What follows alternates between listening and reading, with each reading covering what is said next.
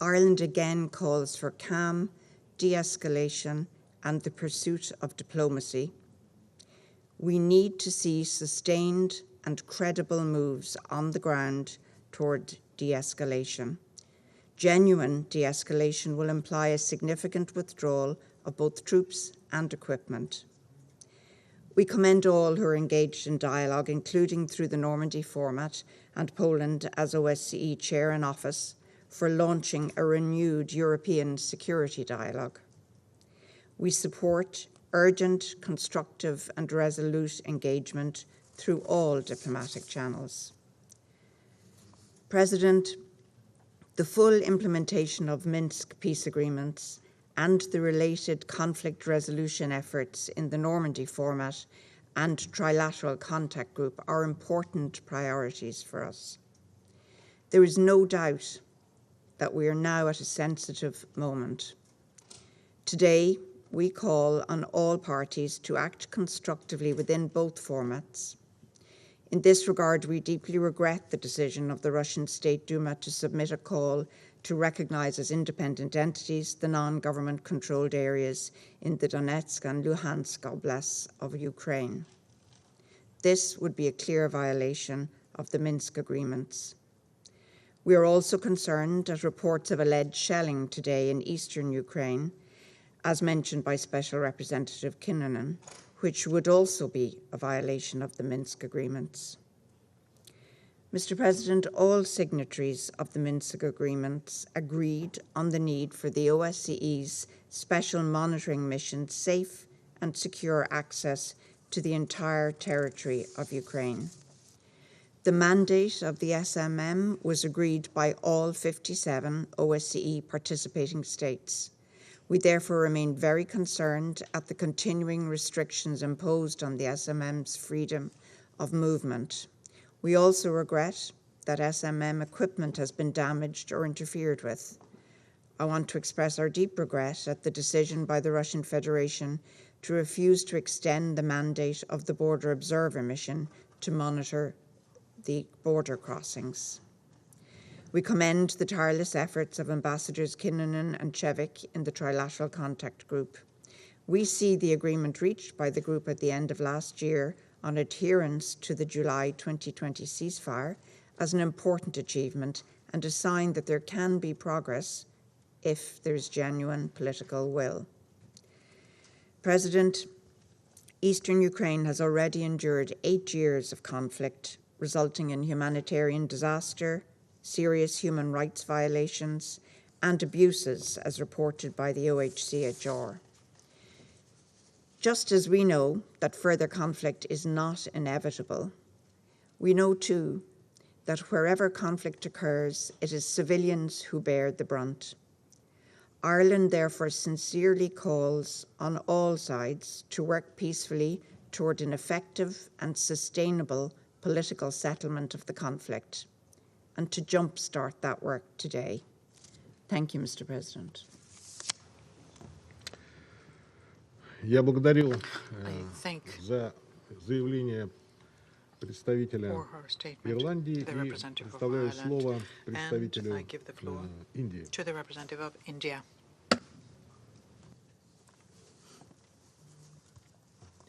Thank you, Mr. President.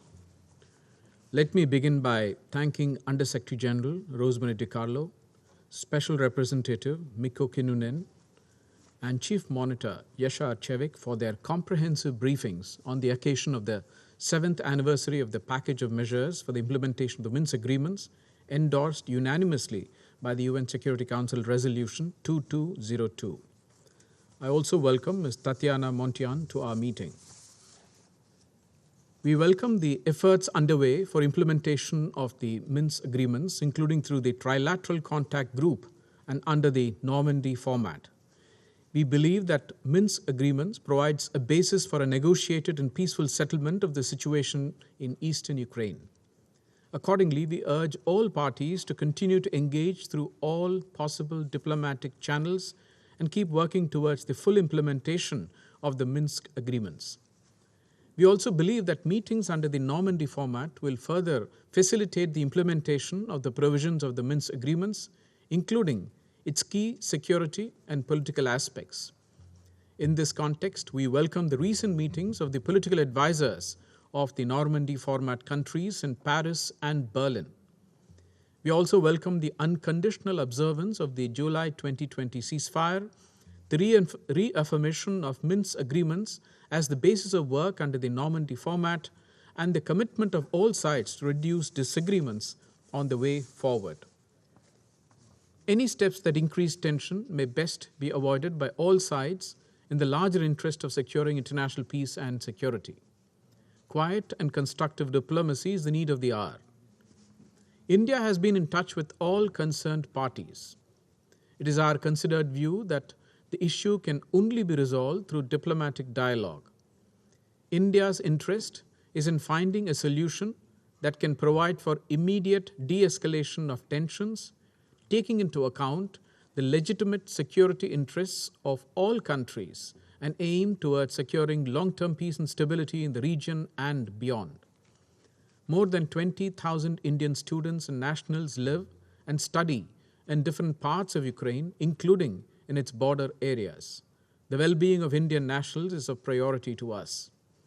In conclusion, we reiterate our call for the peaceful resolution of the situation by sincere and sustained diplomatic efforts to ensure that concerns of all sides are amicably resolved through constructive dialogue. I thank you. Я благодарю представителя Индии за сделанное заявление и предоставляю слово представителю Кении. Thank you, Mr. President. We thank the Undersecretary General for Political and Peacebuilding Affairs, the Special Representative of the Organization for Security and Cooperation in Europe,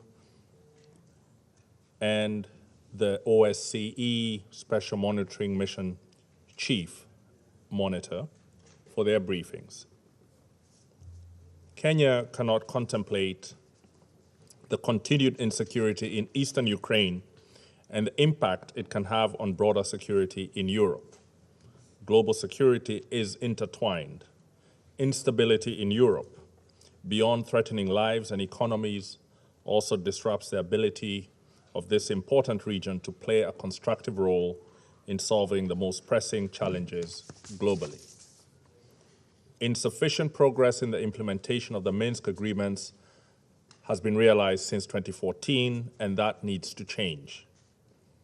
Kenya wants to offer 3 brief recommendations. In doing so, we hope that they will contribute to a renewed push by all relevant stakeholders to stabilize a situation that, left to escalate, threatens the very foundations of global stability and the Security Council's ability to fulfill its mandate in multiple conflict situations. First, Kenya maintains that the respect for the territorial integrity and sovereignty of all countries by all states is a cornerstone of global peace. If multilateralism is to be reborn into a system that delivers sustained peace to all, the most powerful states must consistently adhere to international law and to the respect of the sovereignty and territorial integrity of all countries in all regions at all times. We therefore strongly urge all actors to respect the peace, security, sovereignty, and territorial integrity of Ukraine. The people of Ukraine deserve inclusive governance, peace, and a vibrant economy, which are all deeply dependent on regional stability and cooperation. Second, as we indicated on the 31st of January in this chamber, we believe that this standoff is imminently solvable. Major military powers, particularly those represented in the Security Council, must make a specific and sustained effort to reach arrangements that deliver a minimum level of deconfliction and mutual respect. Otherwise, third countries and global peace and security will suffer greatly as a result of their confrontations. Third, Kenya reiterates the obligations of all the parties to fully implement their commitments in accordance with the Minsk Agreements, which provide the most promising roadmap for the peaceful settlement of the current hostilities, including eastern Ukraine. All parties must take responsibility and reflect that responsibility in a new willingness to agree to compromise. Kenya welcomes the Normandy Format Advisors meeting held earlier this month and the follow-up meeting, which is scheduled for next month, on implementing the Minsk Accords and the consensus reached at the Group Leaders Summit in Paris in December 2019. We commend the diplomatic leaders of the Russian Federation and the United States and their partners and allies for showing a willingness to meet in the coming days to make further progress. Thank you. Благодарю представителя Кении за сделанное заявление и предоставляю слово представителю Объединенных Арабских Эмиратов. شكرا السيد الرئيس. أود بداية أن أشكر كل من السيدة روزماري دي كارلو وكيلة الأمين العام للشؤون السياسية وبناء السلام والسيد ميكو كينونن الممثل الخاص للرئيس الحالي لمنظمة الأمن والتعاون في أوكرانيا ومجموعة الاتصال الثلاثية والسيد ياسر حالة الشبك رئيس بعثة الرصد الخاصة التابعة لمنظمة الأمن والتعاون في أوروبا على إحاطاتهم الشاملة. كما استمعنا إلى إحاطة ممثل المجتمع المدني السيدة السيد الرئيس منذ اجتماعنا الأخير في 31 من يناير شهدنا بذل المزيد من الجهود الدبلوماسية على مختلف المستويات بما فيها على أعلى المستويات لخفض التوترات القائمة في أوروبا الشرقية. كما نرحب بمحادثات هيئة نورماندي ونأمل أن تستمر. فمثل هذه المناقشات المنظمة ولا سيما تلك التي تجمع بين روسيا وأوكرانيا وباقي الأطراف المعنية مهمة لتعزيز الحوار وتخفيف حدة التوترات ومن شأنها أن تساهم في إيجاد حل سلمي help us to find a peaceful and sustainable solution that would tackle all security concerns of all parties. وعلي تؤكد بلادي على ضرورة الحفاظ على الزخم الحالي للجهود الدبلوماسية وتعزيزها لا سيما من خلال اتخاذ جميع الأطراف المعنية الخطوات اللازمة للانخراط في حوار بناء بما يخدم وقف التصعيد ويحافظ على الأمن والاستقرار الإقليميين. ونرى هنا أهمية تنفيذ اتفاقات مينسك بشكل تام وبحسن نية من قبل جميع الأطراف. ونشير كذلك لقرار مجلس الأمن 2202.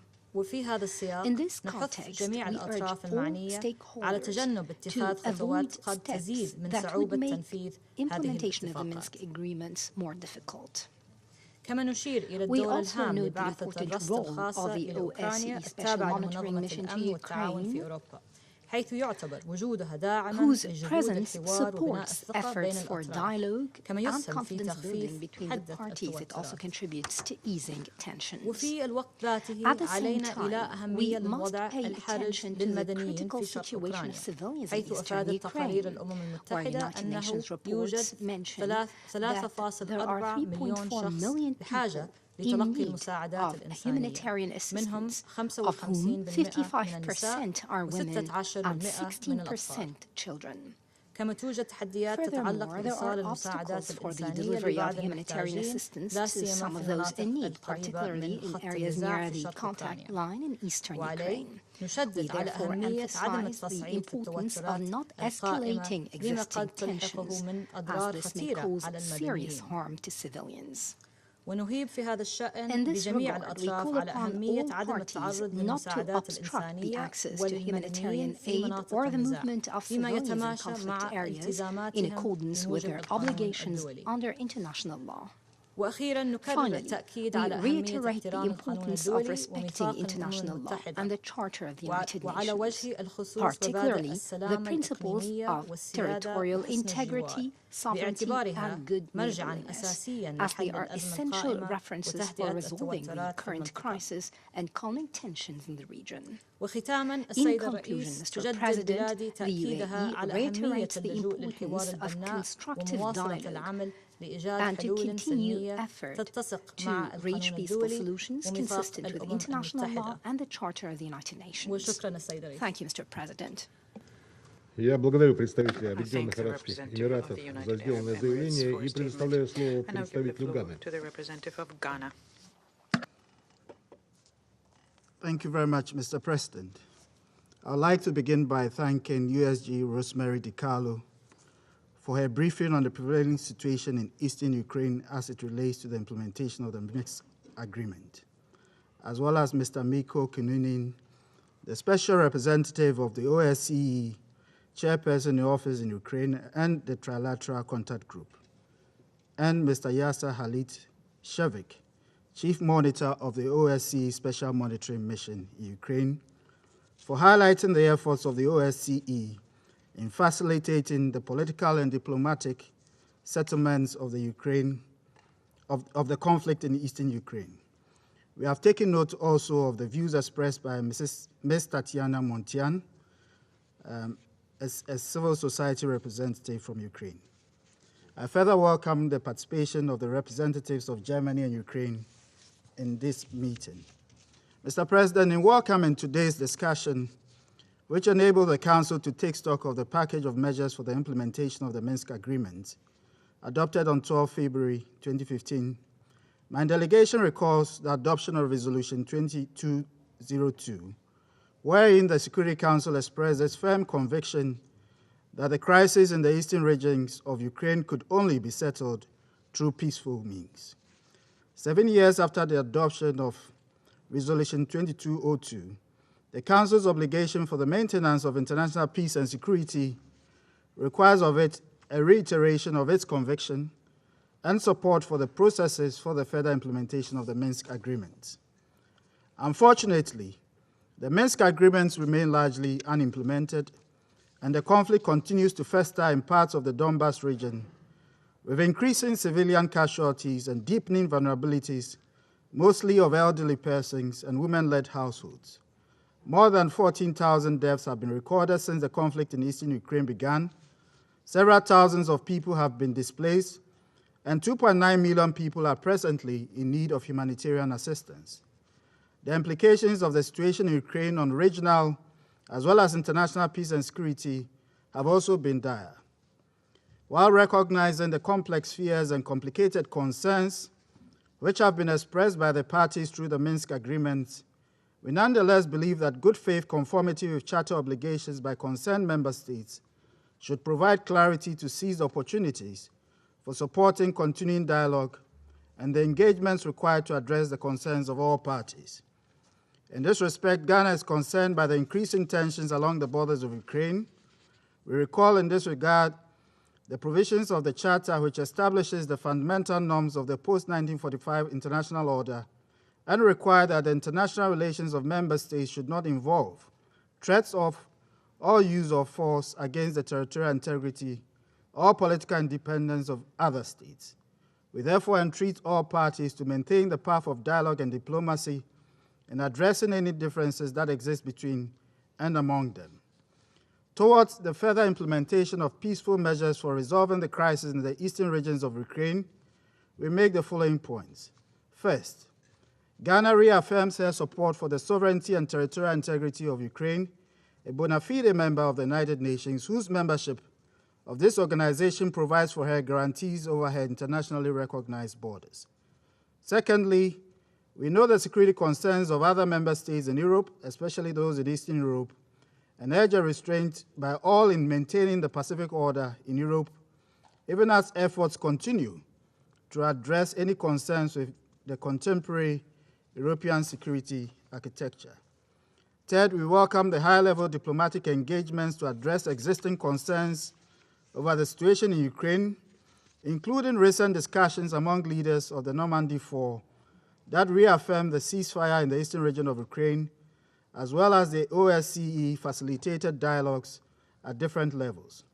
We continue to urge restraint by all sides, call on the parties to bear in mind the prospective outcomes from ongoing escalation, which do not lead to any strategic gain for any party, and encourage efforts to address both immediate and long-term interests through diplomacy and dialogue.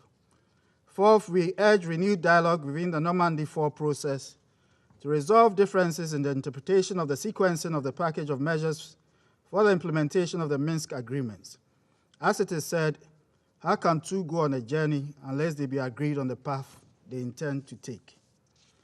Fifth, we urge the parties to guarantee unimpeded access for humanitarian assistance in both government and non-government controlled areas in line with humanitarian principles and international humanitarian law. We further commend the efforts of humanitarian agencies in Ukraine and welcome the 2022 Humanitarian Response Plan to save lives, ensure access to basic services, and strengthen the protection of those affected by the conflict and COVID-19. Finally, Mr. President, let me conclude by stressing Ghana's support for the renewal of the spirit of the Minsk Agreement. We urge the parties to work in good faith and with flexibility to make necessary concessions for an enduring peace in Ukraine with beneficial outcomes for the rest of Europe and indeed globally. I thank you very much, Mr. President. Благодарю представителя Ганы за сделанное заявление и предоставляю слово представителю Мексики.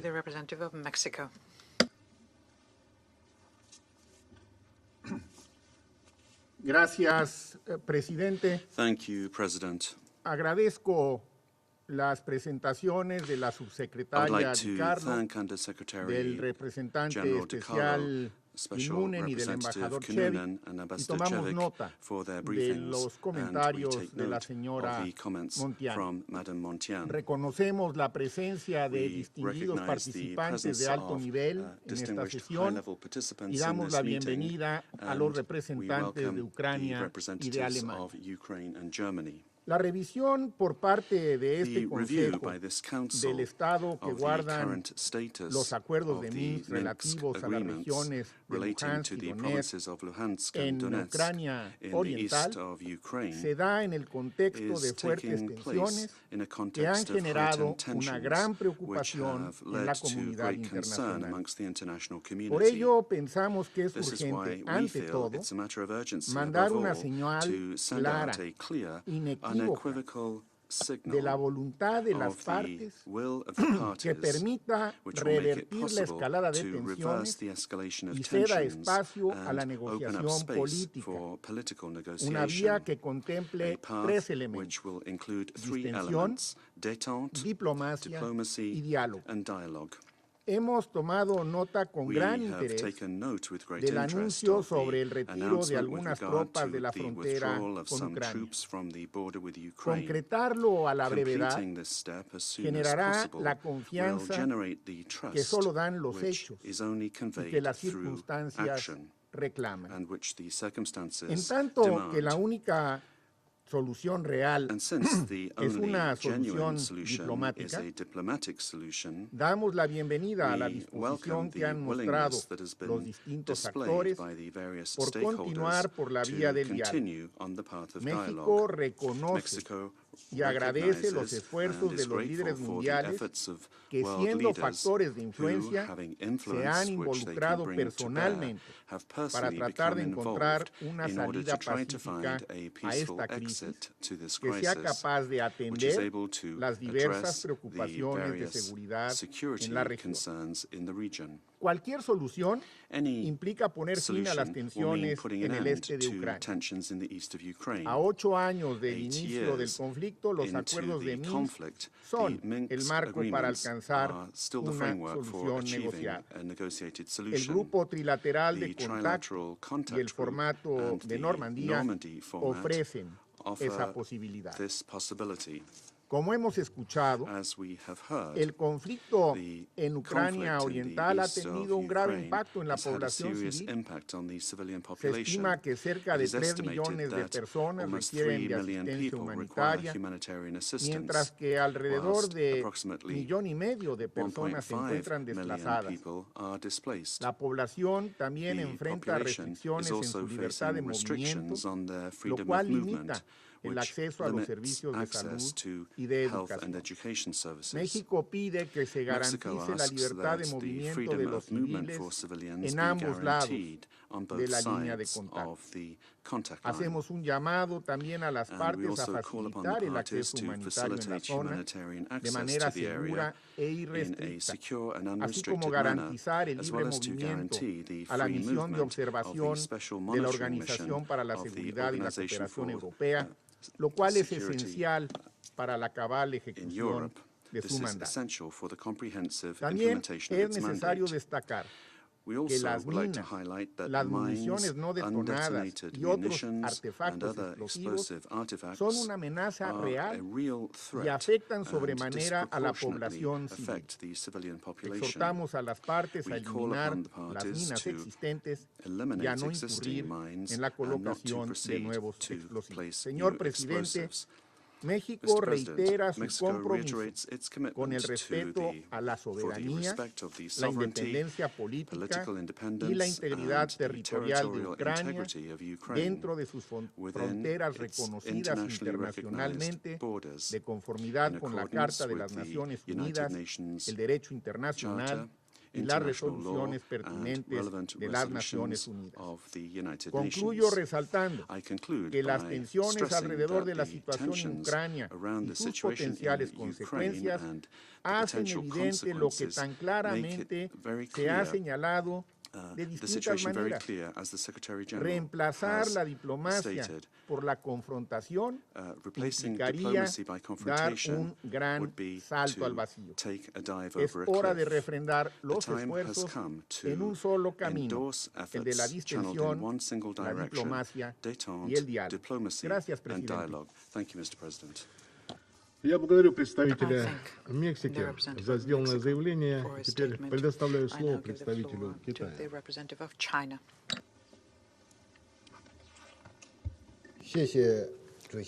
I thank you, Mr. President. Mr. President, I thank you for presiding over today's meeting. My thanks also go to USG Rosemary DiCarlo, Ambassador Miko Kinun, Special Representative of the OSCE Chairperson in office, and Ambassador Khalid Shavik, Chief Monitor of the OSCE Special Monitoring Mission, for their briefings. I also listened carefully to the remarks made by Ms. Tatiana Mountain. February 12th this year marked the 7th anniversary of the new Minsk Agreements. Consideration of the implementation of the new Minsk Agreements is the subject of this Council meeting.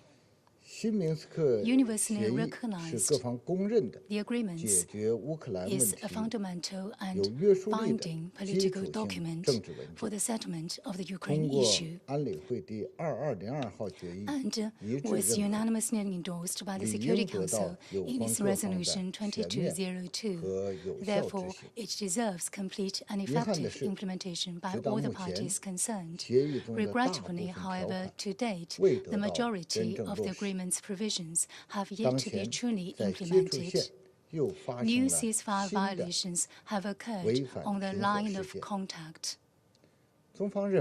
China believes that the effort to resolve the Ukraine issue must, after all, go back to the starting point, that is, the implementation of the new Minsk Agreements. We hope that all parties concerned will take a constructive posture, resolve through dialogue and consultation whatever differences that may arise in the implementation of the agreements, and draw up a roadmap and timetable to implement the agreements to the letter without delay, so as to pave the way for a political solution to the Ukraine crisis. Mr. President, as to the tensions on the eastern frontier of Ukraine, China believes that in the current context, all parties concerned should let reason prevail, adhere to the overarching goal of a political solution, and refrain from any act that may provoke tensions or embellish the discourse about the crisis. The parties should fully consider each other's legitimate security concerns concerns and show mutual respect, and on such a basis, properly resolve their differences through equal-footed consultations. China supports all efforts conducive to easing the tensions and notes the Russian Federation's recent diplomatic engagement with France, Germany, and other European countries at the leadership level. A negotiated, balanced, effective and sustainable European security mechanism will provide a solid foundation for lasting peace and stability across Europe. We trust that European countries will take independent and strategic decisions in line with their own interests. In his most recent public appeal, Secretary-General Guterres said, quote, "There is no alternative to diplomacy. All issues, including the most intractable, can and must be addressed and resolved through diplomatic frameworks." End quote. We support the SG's good offices aimed at reducing tensions. We also subscribe to the SG's views. Mr. President, everything happens for a reason. NATO's enlargement is an issue that cannot be bypassed when dealing with the current tensions related to the Ukraine issue. NATO's continuous expansion in the wake of the Cold War runs counter to the trend of our times, that is, to maintain common security. One country's security cannot be obtained at the expense of another country's security. By the same token, regional security cannot be guaranteed through muscling up or even expanding a military bloc. This applies as much to the European region as to other regions of the world. There is one country that refuses to renounce its Cold War mentality. It says one thing and does another. In order to seek absolute military superiority, it has been planning up in the Asia-Pacific region, creating some trilateral and quadrilateral small circles or cliques bent on provoking confrontation. What it is doing would only throw the Asia-Pacific into division and turmoil and seriously threaten the region's peace and stability to the detriment of the countries in the region, while gaining nothing for itself either. China urges the countries concerned to learn from history, subscribe to the notion of common, comprehensive, cooperative and sustainable security, adhere to the approach of enhancing mutual trust and settling disputes through dialogue and consultation, and do more to contribute to world peace and regional stability. I thank you, Mr. President. Я благодарю представителя Китая за сделанное заявление и предоставляю слово представителю Албании.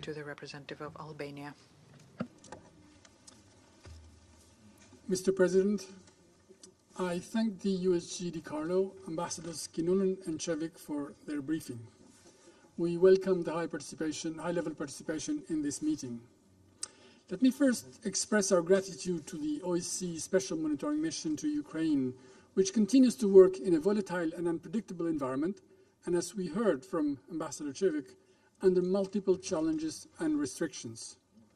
We must continue to support the women and men of the monitoring mission, their tireless efforts in contributing to reducing tensions and fostering peace, stability, and security, and to monitoring and supporting the implementations of all OSCE principles and commitments throughout Ukraine. Mr. President, Albania supports the implementation of the Minsk Agreement. We reject any pressure on Ukraine to implement Minsk Agreement according to one-side interpretation. Albania expresses its full support for the rights of minorities in Ukraine and anywhere else. Minorities should enjoy their rights and participate actively in the social and political life of the country where they live. This must be part of overall commitments to equally serving all the population and building an inclusive and democratic society. Yet, as we have seen more than once, problems start when minorities are intentionally instrumentalized to create dysfunctional states. Asking for executive powers for Russian minorities in Ukraine means nothing less than taking control of the decision-making power in Kiev to dictate foreign, security and defense policies and undermine democratic processes. We should not accept such policy of fabricating dysfunctional states, not in Ukraine, not anywhere else. In this very context, we are deeply concerned by the Russian parliament call for the recognition of independence and sovereignty of parts of the territory of Ukraine. Here we are with the stereotype playbook that we have seen in Georgia in 2008. If taken, such decisions would have no legal validity.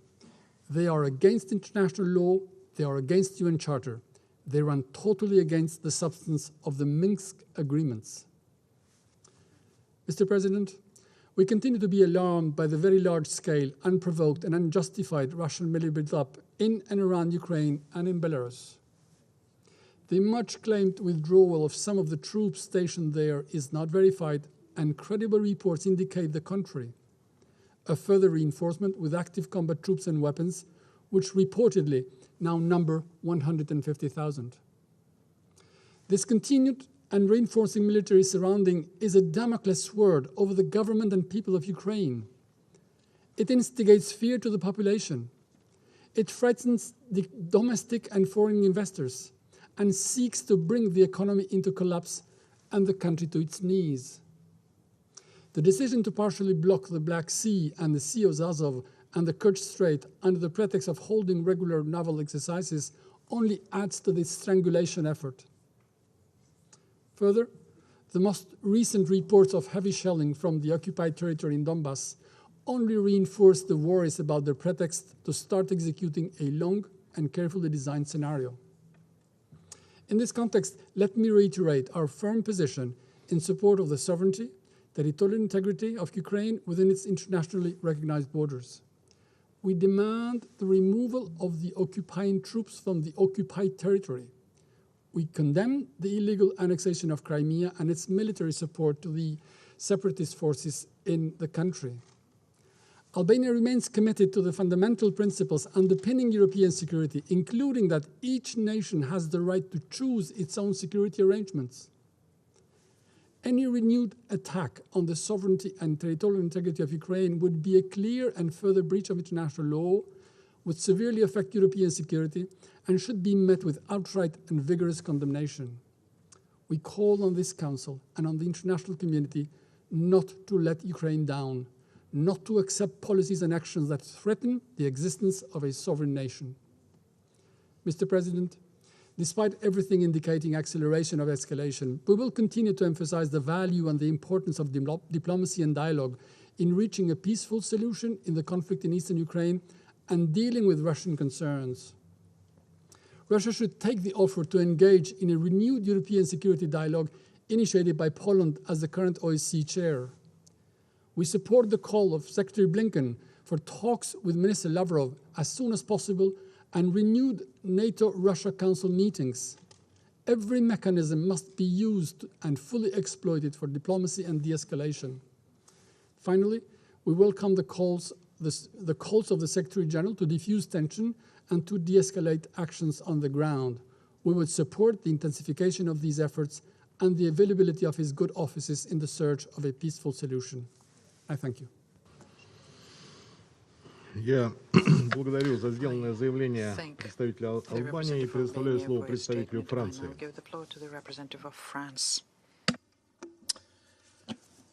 Monsieur le Président, je remercie la secrétaire générale adjointe pour les affaires politiques, le représentant spécial de la présidence en exercice de l'OSCE en Ukraine et le chef de la mission spéciale d'observation de l'OSCE en Ukraine pour leur présentation.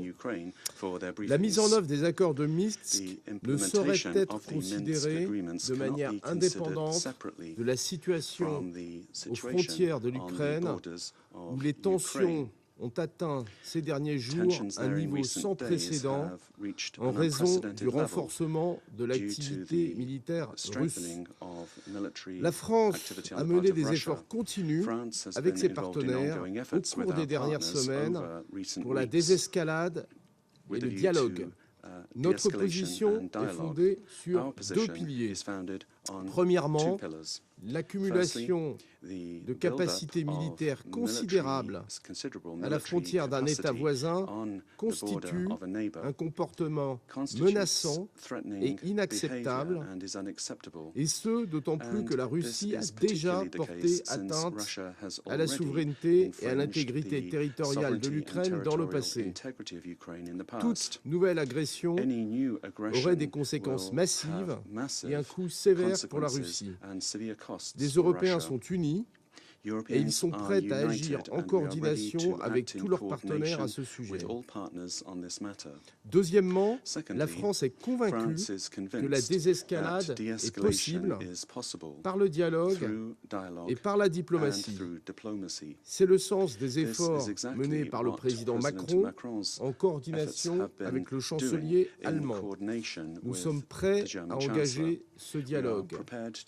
Non seulement s'agissant du conflit dans le Donbass, c'est le travail que nous menons au sein du format Normandie, mais également sur les questions de sécurité et de stabilité en Europe, dans le respect des principes fondamentaux établis par la Charte des Nations Unies et dans les documents fondateurs de l'OSCE, que sont l'Acte final d'Helsinki et la Charte de Paris pour une nouvelle Europe. À cet égard, nous soutenons pleinement le processus lancé par la présidence polonaise de l'OSCE en vue d'un dialogue renouvelé sur la sécurité européenne. Je souhaite maintenant revenir à la mise en œuvre des accords de Minsk qui mobilisent la France et l'Allemagne depuis 2015. Les efforts se sont poursuivis au cours des dernières semaines au sein du format Normandie. La réunion de Paris le 26 janvier a permis d'exprimer à nouveau le soutien de toutes les parties au respect inconditionnel du cessez-le-feu. Il convient d'aller plus loin, ce qui n'a malheureusement pas été possible lors de la réunion du 10 février, et d'enregistrer enfin des progrès concrets dans la mise en œuvre du paquet de mesures de Minsk dans toutes ses dimensions, c'est-à-dire sécuritaire, humanitaire et politique. La France a la ferme conviction que les accords de Minsk constituent le cadre adapté à la poursuite du dialogue et qu'ils laissent l'espace nécessaire à la définition de solutions concrètes mutuellement acceptables, notamment au sein du groupe de contact trilatéral. Nous appelons les parties à s'abstenir de toute déclaration ou mesure allant à l'encontre de la mise en œuvre de ces accords. Nous exprimons à ce titre notre préoccupation au sujet de l'adoption par la Douma d'État de la Fédération de Russie d'une résolution appelant à reconnaître les territoires séparatistes d'Ukraine. Si elle venait à être promulguée, cette résolution constituerait une violation assumée de la souveraineté et de l'intégrité territoriale de l'Ukraine par la Russie et une remise en cause fondamentale des accords de Minsk. Nous saluons également le rôle de la mission spéciale d'observation de l'OSCE en Ukraine, qui joue un rôle essentiel dans les efforts de désescalade. Elle est les yeux et les oreilles de la communauté internationale. La France, tout comme l'Allemagne, maintiendra ses ressortissants déployés sur le terrain afin que la mission reste opérationnelle pendant cette période critique. Nous avons pris note des informations de l'OSCE au sujet de possibles violations du cessez-le-feu au cours des dernières heures. Nous souhaitons que de manière systématique, la mission spéciale puisse établir les faits de manière impartiale. Monsieur le Président, la défense des principes de la Charte des Nations Unies, en particulier le respect de la souveraineté et de l'intégrité territoriale des États, ainsi que le règlement pacifique des différends, doit être l'objectif partagé de l'ensemble des membres de ce Conseil.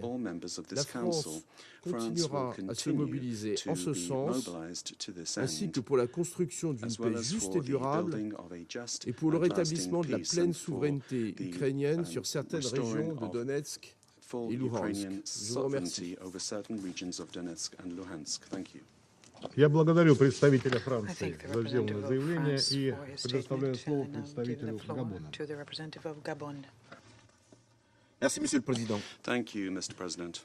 Je voudrais remercier I would like to la secrétaire générale adjointe, Madame Rosemary Di Carlo, pour son exposé.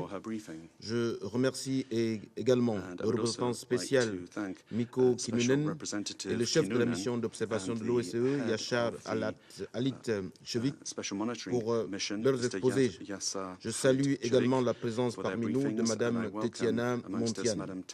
Monsieur le Président, mon pays continue de suivre avec beaucoup d'attention la situation qui prévaut aux frontières de la Russie et de l'Ukraine. Nous entendons les craintes et les appels alarmants de ceux qui redoutent une action militaire imminente. Nous notons surtout avec intérêt la volonté exprimée par les parties prenantes de maintenir les canaux politiques et diplomatiques ouverts, ainsi que les différents appels à éviter l'escalade. Parallèlement à la rhétorique d'alarme et aux manœuvres d'exhibition de force, les 10 derniers jours ont été particulièrement marqués par une intense activité sur le front diplomatique qui s'est traduite par des initiatives européennes et américaines avec pour objectif d'ensemencer les sillons du dialogue et éviter l'irréparable. L'annonce récente de la Russie de retirer une partie de ses troupes en faction à ses frontières augure sans doute d'une volonté de désescalade qui s'inscrit en addition aux assurances répétées de la Russie de n'avoir aucune intention belliqueuse. Cela devrait participer de manière significative à baisser le niveau de tension et à régénérer le fil de la confiance indispensable à la conduite d'une diplomatie préventive. Dans le même élan, mon pays retient de l'adresse récente du président des États-Unis d'Amérique la volonté de privilégier le dialogue ainsi que le refus d'un affrontement qui aurait des conséquences désastreuses pour tous. Monsieur le Président, la situation n'est certainement pas simple, mais c'est justement parce qu'elle ne l'est pas qu'elle mérite d'être abordée dans la sérénité et avec le plus grand sens de responsabilité. C'est dans cet objectif que nous voulons réitérer notre appel à l'ensemble des parties prenantes à la retenue et à privilégier les voies du dialogue et la négociation en vue de préserver la stabilité et la paix dans la région. Nous encourageons toutes les initiatives qui sont menées en faveur de la désescalade et de la reprise du dialogue et appelons les parties prenantes à tirer avantage des canaux diplomatiques existants pour amorcer la décrispation. À cet effet, le format de Normandie et les accords de Minsk constituent des cadres de référence. Les accords de Minsk plantent le décor d'une issue pacifique globale aux principales prétentions des partis. Et c'est sûrement en cela qu'elles ont été entérinées par les Nations Unies. La mise en œuvre de ces accords est cruciale, notamment pour parvenir à une trêve des hostilités, à la restauration des frontières de l'Ukraine et à une meilleure réponse humanitaire, tout en ouvrant la voie à une pacification durable des relations de voisinage et éventuellement à la promotion d'une reprise des relations économiques. Mon pays invite les parties à respecter les engagements souscrits, à capitaliser le socle d'acquis et à renouer le dialogue. L'appel au dialogue du secrétaire d'État américain Anthony Blinken est à cet égard une initiative dans la bonne direction. Bien entendu, mon pays demeure fermement attaché au respect de la souveraineté et de l'intégrité territoriale de chaque État. Ces principes cardinaux, consacrés par la Charte des Nations Unies et l'acte constitutif de l'Union africaine, sont le ciment de notre contrat social en tant que membre de la communauté internationale. Pour conclure, je voudrais, au nom de mon pays, appeler ce Conseil à être plus que jamais mobilisé pour endiguer le spectre de la peur et repousser toute logique de confrontation. C'est l'une des vocations de ce Conseil. Et l'efficacité des outils de paix dont nous disposons est garantie lorsque nous faisons preuve d'unité et de responsabilité. Je vous remercie, Monsieur le Président. Я благодарю представителя Габона за сделанное заявление. Сейчас я сделаю Дополнительное заявление в своем качестве уже заместителя министра иностранных дел Российской Федерации. Я внимательно выслушал сегодняшнюю дискуссию, выступления коллег. Хотел бы остановиться на некоторых вопросах, которые были затронуты. Во-первых, хочу обратить внимание на ненужную спекуляцию в отношении обращения депутатов Госдумы России к президенту Путину с просьбой о признании Донбасса. И скажу главное, речь идет о предложении рассмотреть этот вопрос. Хотя сама его постановка отражает настроение в российском обществе, население которого в Донбассе на протяжении 7 лет подвергается обстрелам со стороны украинской армии. Мы сегодня об этом говорили. Не стоит также забывать, что сотни тысяч жителей этого украинского региона имеют российское гражданство. Наверное, другого выбора у них не было после того, как Украина прекратила выполнение своих социальных обязательств перед дончанами. Однако еще раз подчеркну, что речь идет об инициативе в обращении депутатов Госдумы России. Поэтому важно сконцентрироваться на выполнении What we need to do is concentrate on the implementation of the Minsk Agreements, and many have said so today, rather than speculate about this. It is equally important to make sure that we avoid discussing these issues within the Security Council. Otherwise, we will be discussing any decision of any parliament in the world here. Let me draw your attention to another thing that was said by President Putin. He said that we need to do utmost to make sure that the solution to Donbass should be found through the implementation of the Minsk Agreement. Distinguished Minister cleverly talked about the background, the prehistory to the issue today, and I don't think that the picture he painted was the correct one. It was one-sided and superficial.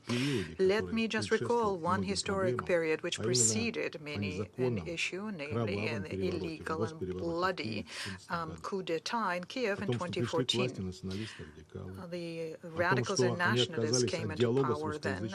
They refused to have a dialogue with the Russian-speaking people. They threatened them. The Russian language is being discriminated and continues to be discriminated against.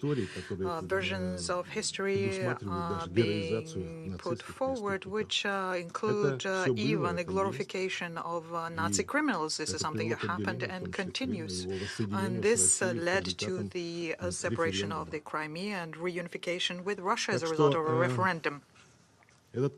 So the conflict now is something that has to have a clear picture which is a reflection of a real situation. Now, as regards to the alleged prepared aggression of Russia against Ukraine, well, people are very usefully, in inverted commas, put forward the military scenarios. And this was done by the Secretary of State of the United States. And he listed the provocations that could be used as a pretext to invade Ukraine. And this is regrettable. I would even go so far as to say that they are dangerous because they bring in more tension into the already tense atmosphere. But these are words and statements. We made a large number of statements of various levels which underscore what it is that we propose, that we intend to do. And it's very unfortunate that those statements at the highest level that came out of Moscow were not heeded. But those are statements. So what do we have on the plane of actual facts? The fact is that the Russian forces were in the Russian territory and remain on the Russian territory. And the day before yesterday, some of the units, after their exercises, were returning to their home bases in Russia. And the Russian officials are saying, have been saying, I am saying that my country is conducting drills in our own territory in the regime that we deem needed. Also, there are some other facts that I would like to draw your attention to. Facts in addition to words. Ukraine is violating the Vienna document of 2011 on confidence-building measures. On the Ukrainian side, there is 122,000 troops The United States last year provided weapons to Ukraine to the amount of $650 million. That is a lot.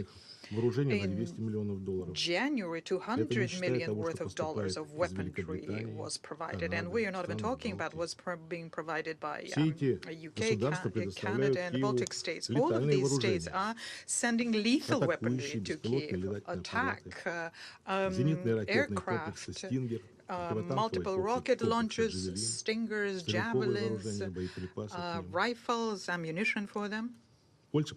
Poland is providing ammunition for 122, 125 millimeter weapons, which are banned under the Minsk Agreements, as we know. So this information aggression, constant statements about the Russian aggression, why they need it, in order to be able to supply all of these things under the pretext of the Russian aggression. So what we see here is obvious, is the desire to bog down the discussion about the legal obligations as regards to the situation. We are ready for a dialogue, for a very serious dialogue, not imitation dialogue, but a real one. Today, as you know, the U.S. ambassador in Moscow received our reaction on the issue of your security guarantees, and we do hope that this will be very carefully looked at in Washington, because it's a very detailed written document. Thank you. For that, I am resuming my function as President of the Council. And the representative of the United States has asked for the floor for a further statement. You have the floor. Thank you very much. I had hoped that what we would hear in response from our Russian colleague, a response to Secretary Blinken's call for Russia to announce today without equivocation that they do not plan to invade Ukraine, but instead it was a continuation of the disinformation and the rhetoric that we continue to hear and we've heard before. The Secretary of State laid out the facts. He laid out the facts that we see on the ground and that all of you are seeing on the ground very clearly. And what we all see is escalation, including the decision by the Russian Duma to call for recognition of a separatist movement in total disdain for the Minsk Agreement. And hopefully, as you stated, this will not go any further. But let me just say clearly for this room, for all of you who called for diplomacy, we will continue to intensify. We will continue to escalate our diplomatic efforts. And we call for Russia to cease confrontation and accept our invitation to dialogue. We will look forward to engaging at the negotiating table to discuss the response that the Russians sent to us just this morning.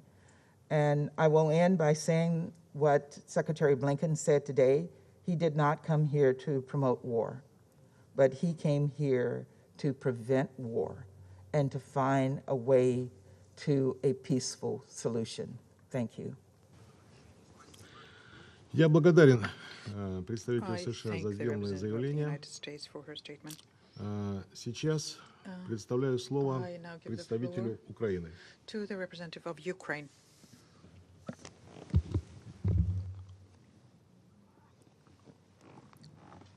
Distinguished members of the Security Council, all protocols observed. On this day 7 years ago, the Ukrainian city of Debaltseve sustained a full-fledged offensive by the Russian regular troops and their proxies. Heavy artillery and rocket shellings did not spare neither Ukrainian military nor civilians. All this happened despite the disengagement line agreed by Ukraine and Russia under the Minsk Memorandum of 19 September 2014. The second document in the set of the Minsk Agreements, which clearly defined the Debaltseve is a government control area. This happened despite the Minsk package of measures was signed a week earlier, and its first provision contained commitment to comprehensive ceasefire.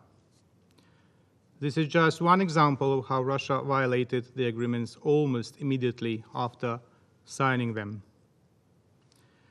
So far, disrespect to undertaking commitments remains the hallmark of Russia's strategy. Only this morning, the Ukrainian Stanitsa Luganska was shelled with heavy weapons from occupied territory of Donbas. Civilian infrastructure damaged, including a daycare center. Upon the instructions of my government, I have to bring to the attention of the Security Council another outrageous situation that undermines the Minsk Agreements and the entire process of peaceful settlement. 2 days ago, the Russian Duma appealed to the Russian president to recognize the occupied parts of the Donetsk and Lugansk regions of Ukraine as so-called Donetsk and Lugansk People's Republics. This decision runs counter the commitments undertaken by Russia as a signatory of the Minsk Agreements. Therefore, I requested the Security Council in my letter to the Security Council dated 16 February 2022 to consider this situation today. Our standpoint remains unchanged. Russia's recognition of the so-called Donetsk and Lugansk People's Republics will be tantamount to its deliberate withdrawal from the Minsk Agreements. Such a move will cause a serious blow to the political diplomatic settlements that Ukraine and its partners have been actively engaged to promote. Recognition of the so-called republics will have no legal implications. Russia will not succeed at masking the Russian occupation administrations in the temporarily occupied territories of Lugansk and Donetsk regions as independent entities, or to disguise its own involvement as a party to the armed conflict in Donbas. Instead, if the Russian president endorses the ruling of the State Duma, it will have much broader, destructive consequences for the international rules-based order and the global security architecture. Therefore, Russia has a choice to embark on the path of de-escalation and diplomatic dialogue, or experience decisive, consolidated response by the international community. It is a matter of practical concern that the same pattern was implemented and the same language was used in 2008, despite what the Deputy Minister just said, referring that it is just an appeal of Duma. In 2008, the appeal by the State Duma of the Russian Federation to the Russian President Medvedev on the need to recognize the Republic of South Ossetia and the Republic of Abkhazia preceded the presidential decree on such recognition adopted on 26 of August 2008. So just don't call it a mere appeal by Duma.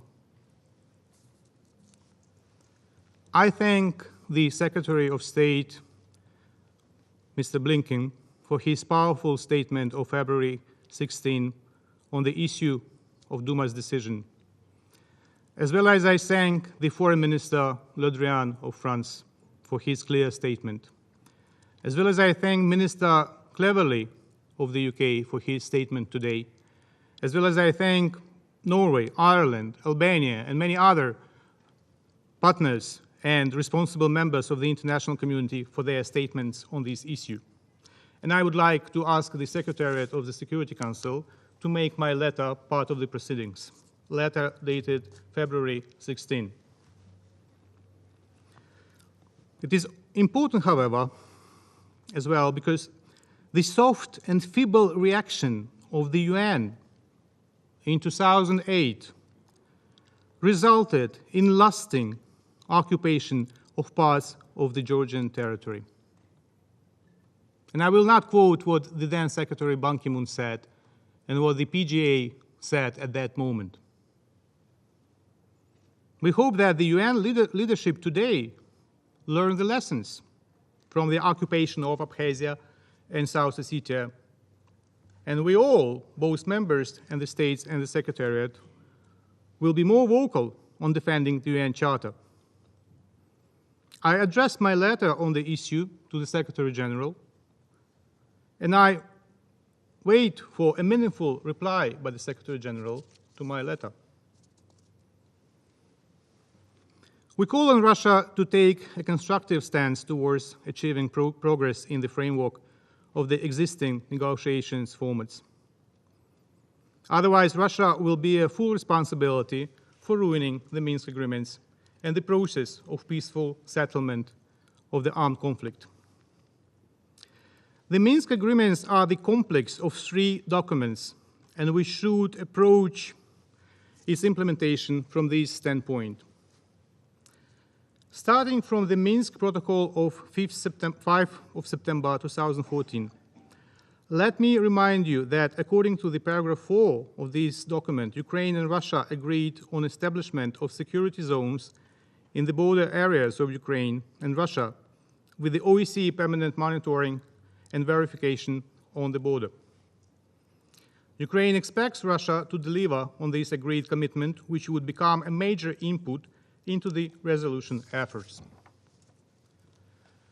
It is more than urgent now, as about 150,000 Russian troops have been deployed in the vicinity of the Ukraine's borders. We note the statements by the Russian officials on their withdrawal, although verification and credible proofs are required.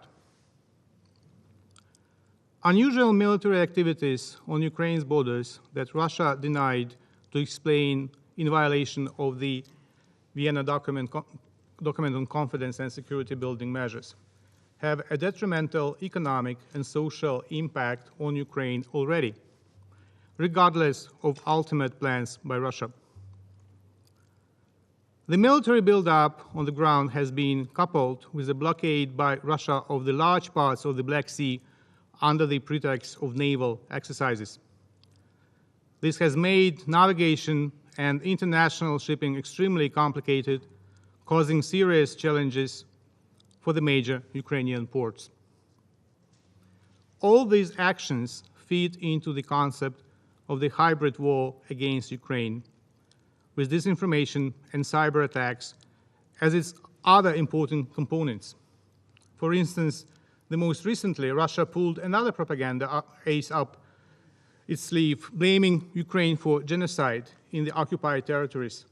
These are fake and irresponsible allegations by Russia aimed at hiding its responsibility for the occupation of the Ukrainian territories and subsequent human rights violations there.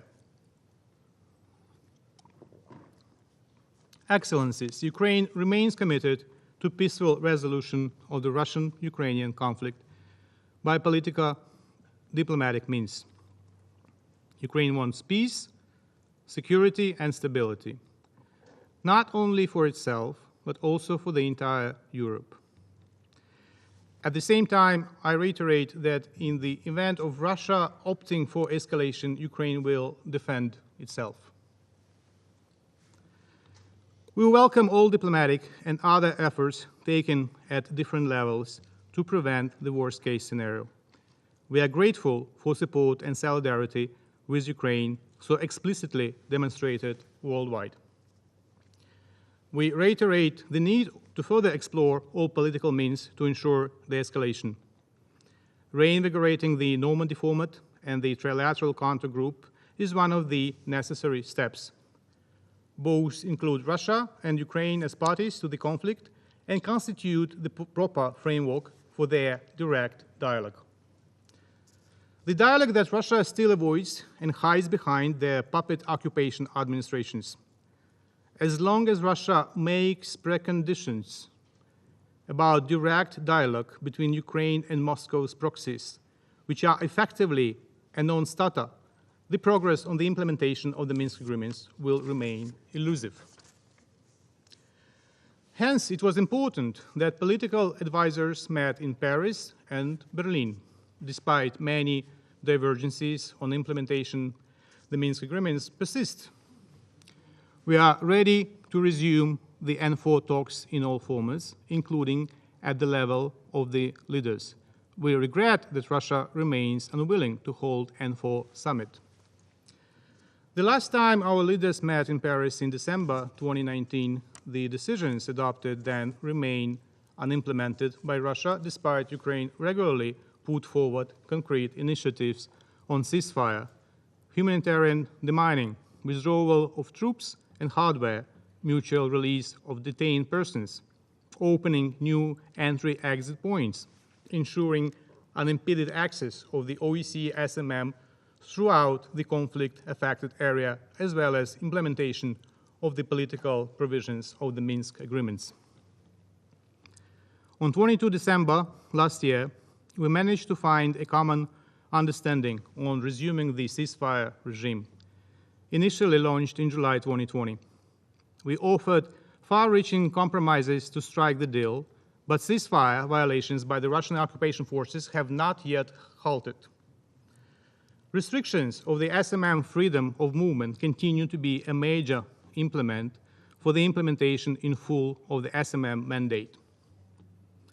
During the last meeting of the TCG on February 9, Chief Monitor Chevik provided statistical information confirming that 90% of restrictions of the freedom of movement of SMM patrols occur in the temporarily occupied territories of Donbass.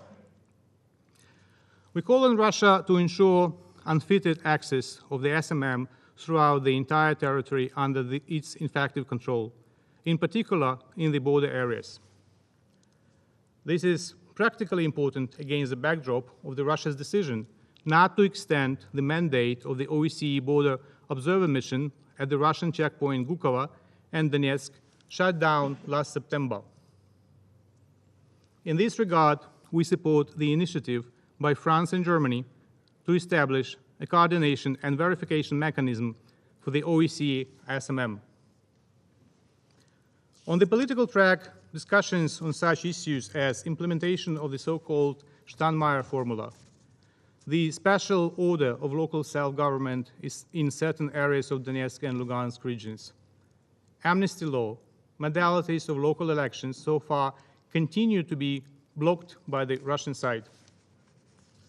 The Russian representatives simply refused to continue discussions on the working proposals submitted by the Ukrainian delegation back in June 2020, relating to the special order of the local self-government in certain areas in Donetsk and Lugansk regions of Ukraine, and other issues on the agenda of the political working group. Ukraine has taken steps on implementation of agreed provisions relating to the political process. In particular, we submit for consideration by the trilateral countergroup initial proposals to the law on special order of local self-government in certain areas of Donetsk and Lugansk regions of Ukraine. According to ODIHR standards, resumption of control of the border should be a prerequisite for holding local elections in Donbass. Otherwise, it would be impossible to create the necessary security environment for holding the democratic elections in line with the OSCE standards. Excellencies, it remains up to Russia to take decisions that would lead to full implementation of the commitments it has undertaken under the Minsk Agreements, signed by President Putin's ambassador to Ukraine, Zurabov, in blue ink. On September 5, 2014, Mr. Zurabov signed the agreement. On September 19, Mr. Zurabov, ambassador of Putin, signed the agreement. On February 12, 2015, ambassador of Putin signed the agreement.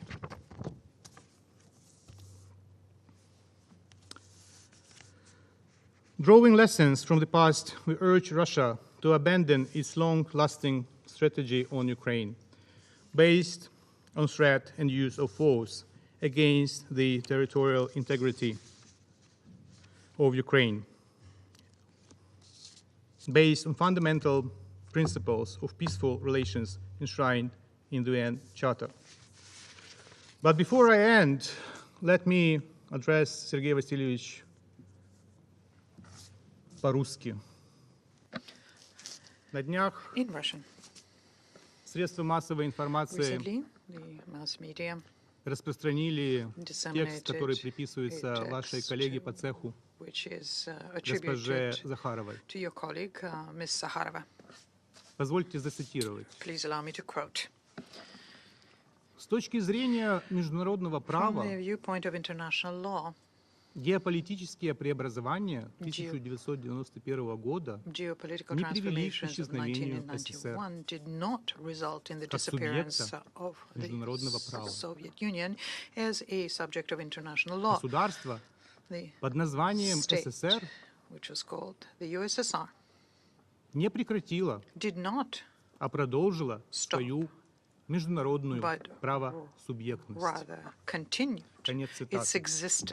Каково оно, Сергей Васильевич, в кресле постоянного члена Совета Безопасности Союза Советских Социалистических Республик?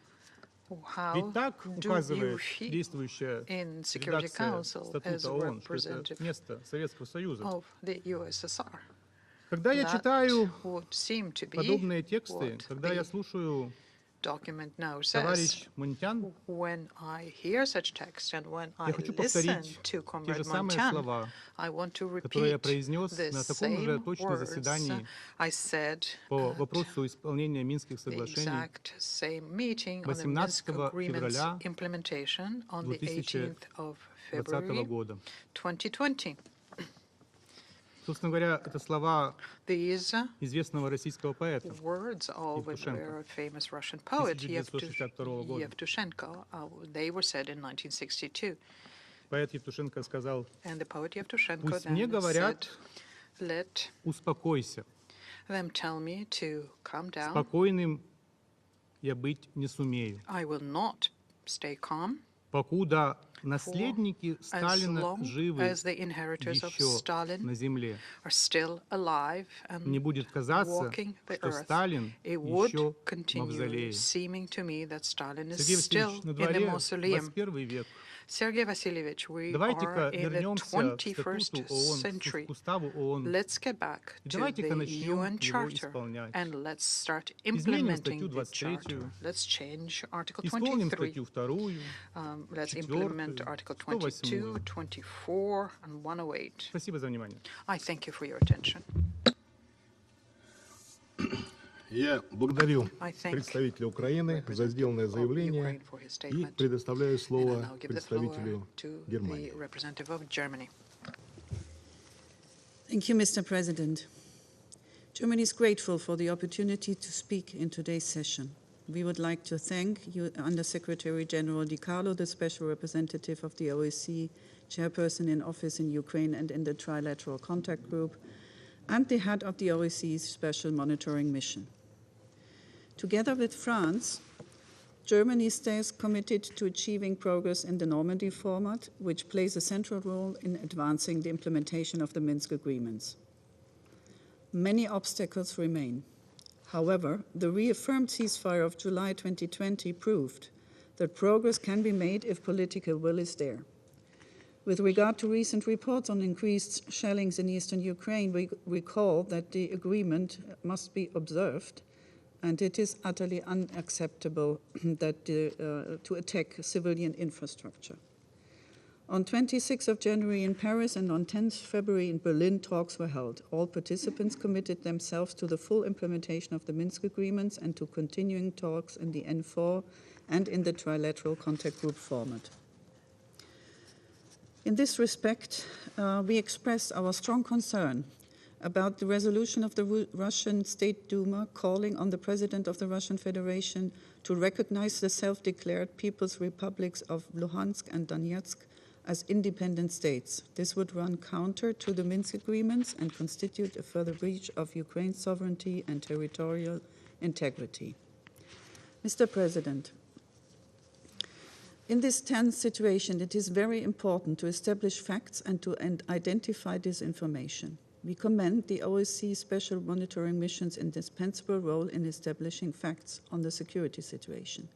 We must ensure that it can carry out its full mandate without interruption throughout Ukraine. This is why we leave the German, and France does the same, and other partners, seconded staff on the ground.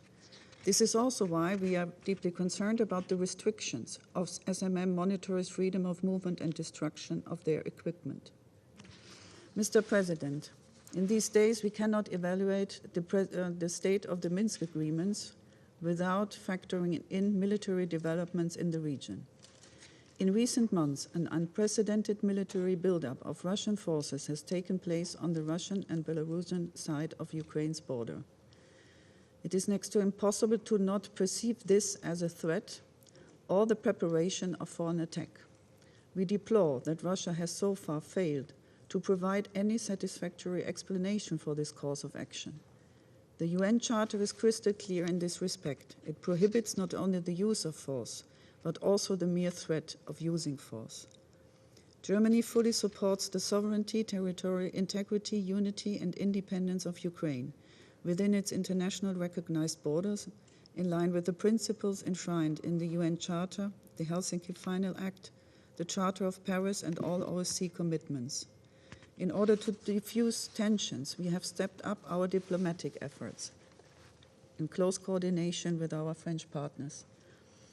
We have taken note of Russia's recent announcement to downsize its troop presence alongside the Ukrainian border, but we call on Russia now to immediately follow up on this announcement and to withdraw its troops from Ukraine's border substantially and verifiably.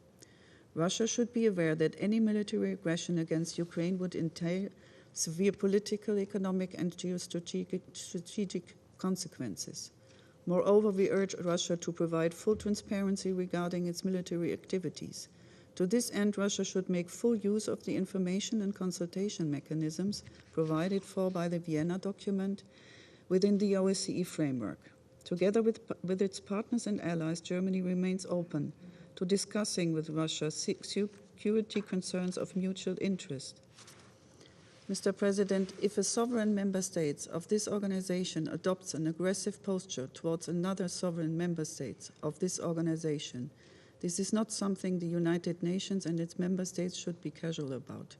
It is good that the UN bodies stay abreast of the situation around Ukraine, and we will have a debate in the General Assembly on 23rd of February.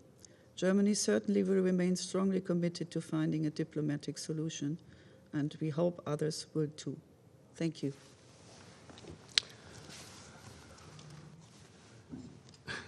Я признателен представителю Германии за сделанное заявление. Хочу сейчас сделать дополнительное выступление уже в качестве заместителя министра иностранных дел Российской Федерации. И, кстати, вот что. Здесь сегодня звучали слова «война», «агрессия». Самое интересное, что никто никогда от России, от Москвы, здесь в ООН таких слов не произносит. Могу сказать, не произнесет. Мне жаль, что не услышаны очень сильные, серьезные заявления президента Путина касательно ситуации вокруг Украины, на востоке этой страны. Попросил бы хотя бы наших партнеров прислушаться к тому, что говорилось на пресс-конференции, когда в Москве были такие Such distinguished representatives visited us as the President of France, as the German Chancellor. There were negotiations there and detailed press conferences where our guests spoke and the President of the Russian Federation. We have a meeting today on the Minsk package of measures, and I am very satisfied with the fact that most of the statements stated that the Minsk Agreements are very clear and the only international legal framework, so to settle the inter-Ukrainian conflict. By the way, I have a great deal of respect for our interpreters, how they manage to keep up and speed with what they're saying and to do it correctly. Well, let me then make two requests here. Two statements here. Zelensky called the Minsk Agreements totally without merit. Ну и второе, ну смысл, видимо, доведен. Yeah, well, the meaning was conveyed. And тоже внимательно выслушал его выступление. Second statement. I listened very carefully to the statement just made, including the illegal nature of Russian membership at the UN and Security Council. Unfortunately, I have to say that it's not the first time representatives of other countries, including Ukraine, want to self-aggrandize using this argument. And the calculation here is very clear. It's for the benefit of those who are not very Рассуждать о том, проходила ли Россия заново процедуру вступления в ООН, наверное, поставить можно вопрос о том, проходила ли сама Украина это, или в вашем лице мы по-прежнему имеем дело с украинской, советской, социалистической республикой. Российская Федерация является государством продолжательного СССР. Речь, по сути дела, идет лишь об изменении названия государства. А Украина как раз стала государством преемницей, то есть является новым государственным образованием. Что касается стихов, хорошо, когда политические, наверное, послания облекаются в стихи. Я вот очень люблю стихи про красоту. Николая Заболоцкого, мы можем сказать, что он там советский или русский поэт. Помните это четверостишее? Если так, то что же красота, и от чего ее обожествляют люди? Сосудов, в котором красота или огонь, whether the beauty is a vessel itself, or whether it is the fire that the vessel contains. And I would hope, I hope the interpreters managed with that, but I would compare beauty with wisdom, and we have to make sure that we come up with wise decision when it comes to also the settlement in Ukraine on the basis of the Minsk package of measures. Thank you. I once again resume my function as President of the Security Council. Список ораторов у нас исчерпан, но я хотел бы спросить у тех бриферов, которые сегодня были с нами, может быть, у них есть какие-то замечания, слова. Спрашиваю госпожу Розмари Ди Карло, Secretary General for Political and Peacebuilding Affairs. Thank you, Mr. President. I have no further comments to make. Хорошо, спасибо. Спрашиваю Мика Кинунина, специального представителя, действующего представителя ОБСЕ на Украине и в трехсторонней контактной группе. Thank you, Mr. President. Also, no further comments. However, I would very much like to thank for possibility to participate in this briefing of the UN Security Council today. Thank you. Спасибо большое. Спрашиваю его представительство господина Ишара Халита Чевика, главного наблюдателя специальной мониторинговой миссии ОБСЕ на Украине. Thank you, Mr. President. I'll join my fellow briefers, and thank you. I have no further comments. И спрашиваю госпожу Татьяну Монтян.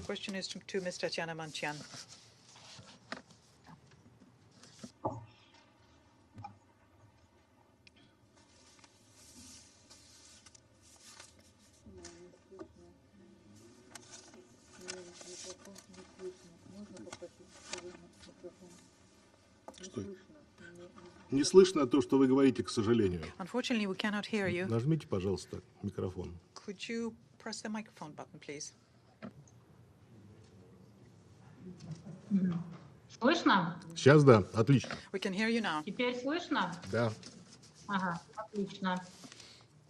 Тут мне очень многие люди пишут после моей речи. Many people have written to me after my speech, and they're saying to me, please tell them that no one is in fear of an imminent Russian invasion, except for those people who have been inflicting violence on Ukraine now 8th year running.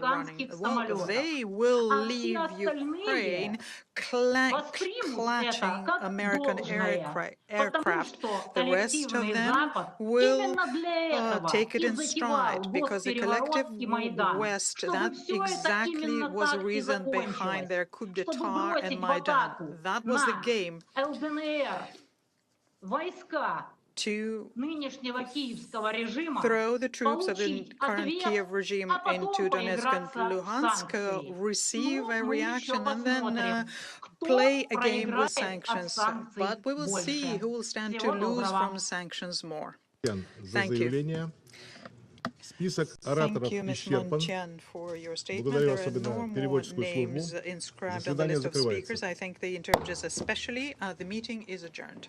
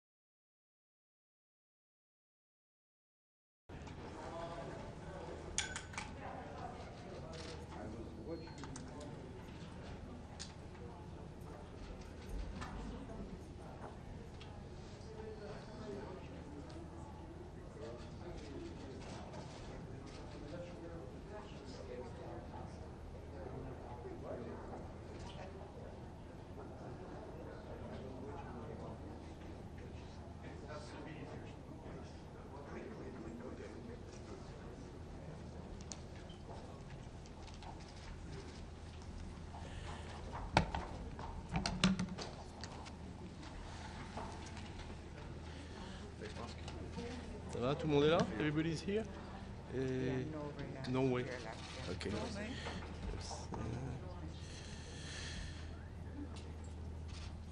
We, European Union member states, France, Germany, Ireland, Estonia, joined today by Albania, Norway, and the EU delegation reiterate our full support for the independence, sovereignty, and territorial integrity of Ukraine within its advisor of the Normandy format on 26 January 2022. At the meeting of the political advisor and the Normandy participants committed to the full implementation of the Minsk Agreements and the corresponding negotiation formats. We welcome commitments by the Ukrainian authorities to provide proposals on outstanding legislation required by the Minsk Agreement. Ukraine would thereby contribute constructively to moving forward. We call on Russia to engage constructively as well and fulfill all its commitments, including on humanitarian and security issues, in order to achieve progress in the full implementation of the Minsk Agreements. We will continue our intensive efforts in the Normandy format to that end. We express strong concern regarding the resolution of the Russian State Duma calling for the recognition by the President of the Russian Federation of the self-proclaimed People's Republics of Donetsk and Luhansk. We warn against such a step, which would constitute a further violation of Ukraine's sovereignty and territorial integrity and directly contradict the spirit and the letter of the Minsk Agreements. We express our grave concern about Russia's massive buildup of armed forces in and around Ukraine.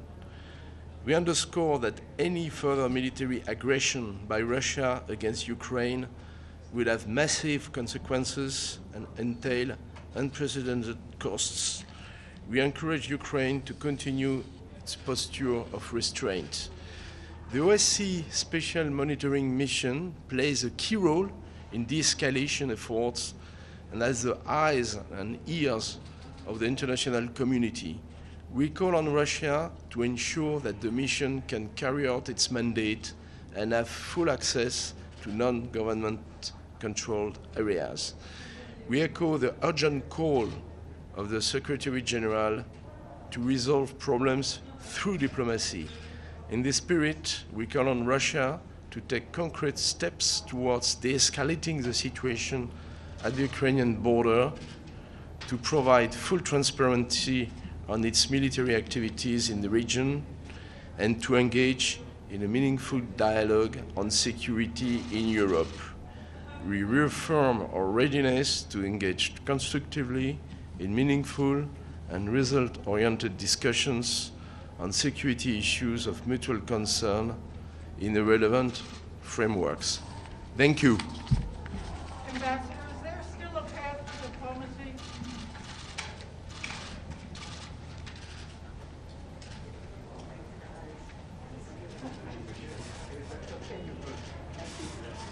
Good afternoon, everyone.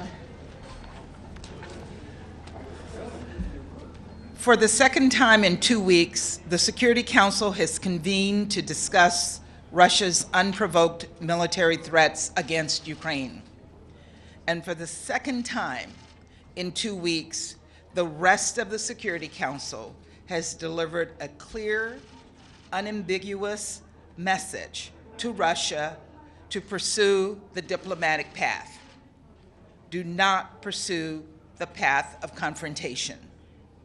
Unfortunately, we are deeply concerned that this is the path Russia has chosen, which is why Secretary Blinken laid out the facts we see on the ground, our understanding of Russia's plans, and very clearly challenged Russia to state its intention on the record before the world that it had no intention to invade Ukraine.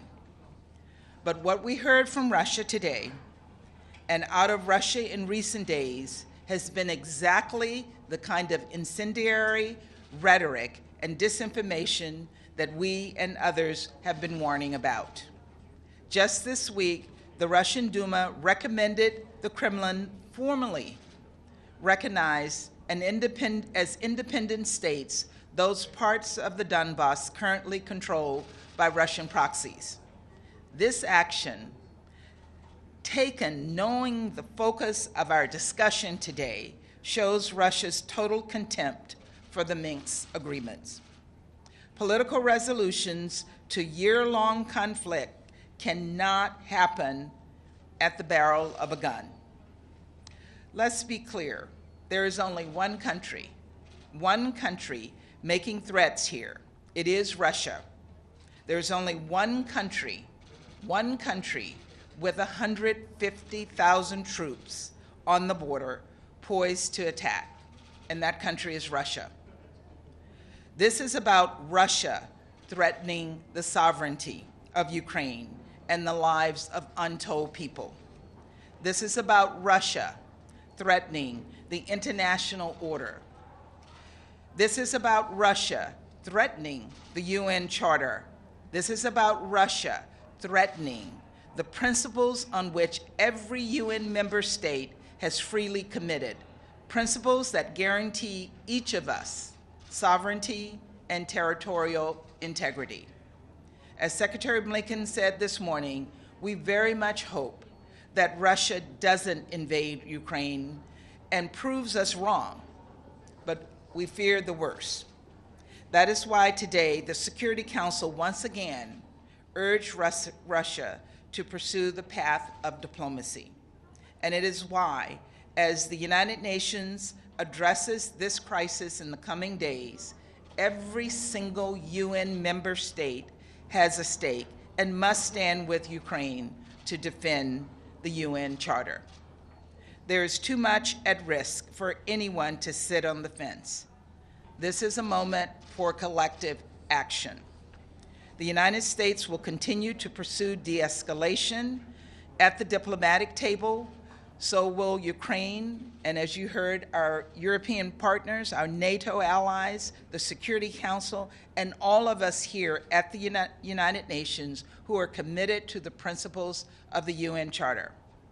We are, as Secretary Blinken made clear this morning and President Biden said earlier this week, prepared for anything, but we will do everything possible to pursue the path of peace. Thank you very much. Ambassador, reaction to the expulsion of Deputy American Ambassador in Moscow? Russia has already invaded Ukraine.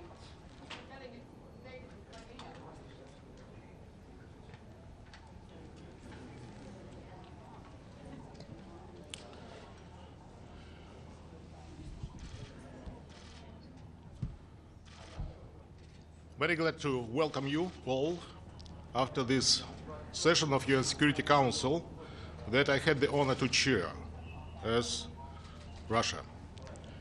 And I believe that it was an important session that has become, in my mind, a powerful reminder of the importance of the full implementation of all provisions of the package, Minsk package of agreements.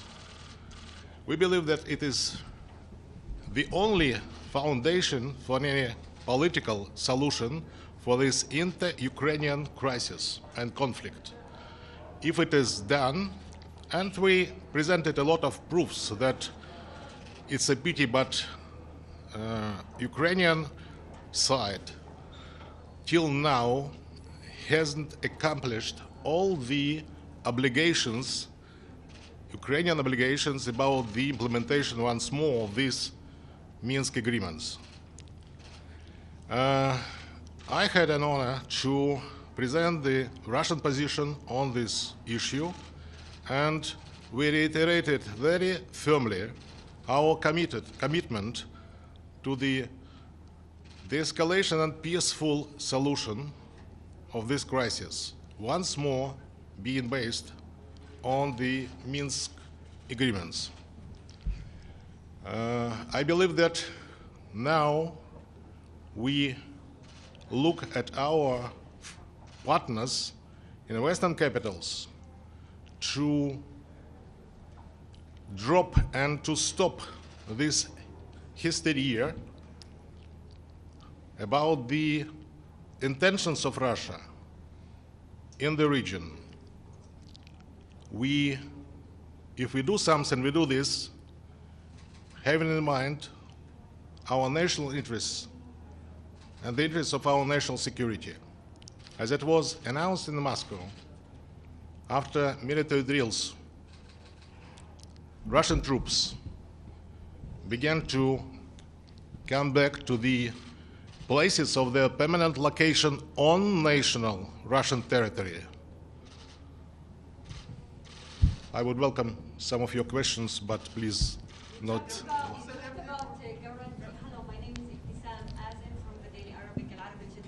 Yes. You talked about guarantees, a letter that you sent today to the Americans. What are these security guarantees that you are talking about? Could you tell us more about it? And then my second question is, you are saying that that your troops are on Russian territory, but can you understand that the number of the troops, 150 and more according to the Americans, is alarming to your neighbors? Thank you. Thank you very much for this question. First of all, indeed, this morning in Moscow, we handed to the American ambassador to Moscow a written reaction of the Russian side on the answer of US to our requests and to our vision of how we view long-standing security that should be equal for everybody in Europe and in a bigger scale in this Euro-Atlantic region. So today, Secretary of State confirmed that this written Russian reaction had been received by his ambassador to Moscow and what would be considered very attentively by American side. We hope that this consideration and this consideration of our written reaction would be very much serious. And once more, what I would like to draw your attention to is that we have a very honest, open position. We do not hide any of our concerns and preoccupations, and at the same time, what we want an equal security for everybody, being based on the very important and known documents that were signed by European leaders. So, if you want, we do not demand something special, but we would like to send very clear messages about our legitimate interests, about the strategic stability, and about how we can have a serious dialogue, but not an imitation of a dialogue. About the Russian troops, once more, we are here in the UN, and we are all quote each and every day the UN Charter. This is our sovereign right to think about our security, national security, and also to have our troops where we believe they are important for the defense, once more for the defense of the Russian Federation. And you know for sure that if there are foreign troops in Europe, they are not Russian. They may be Americans, they may be others, but not Russian. So it's very clear that this strategic stability is something that should be supported by everybody. And in our proposals, we were very much concrete about the ideas that we would like to discuss. We got the answers from NATO and from US, the answers that, globally speaking, do not satisfy our concerns, but at the same time we said that we are ready for serious discussions and serious dialogue. Once more, I repeat, not an imitation of dialogue, especially having in mind that many of ideas that we got from in American responses were initially Russian ideas about trust, about confidence, about channel of communications between military representatives of all sides. Mr. Deputy Prime Minister, one question. Today, your mission, Russian mission to the UN, you submitted a document to the Security Council. You say it's the result of your investigation. In the document, you accuse Ukrainian authorities and representatives of militarized formation, in fact, have been exterminating the civilian population of the self-proclaimed People Republic of Donetsk and those. And I want to clarify on the word extermination. Do you think this accusation can ever in future be used as an excuse, a justification for military action against Ukraine? Look, first of all, nobody seeks any excuses for hostile actions. We said we do not have any intention to do this.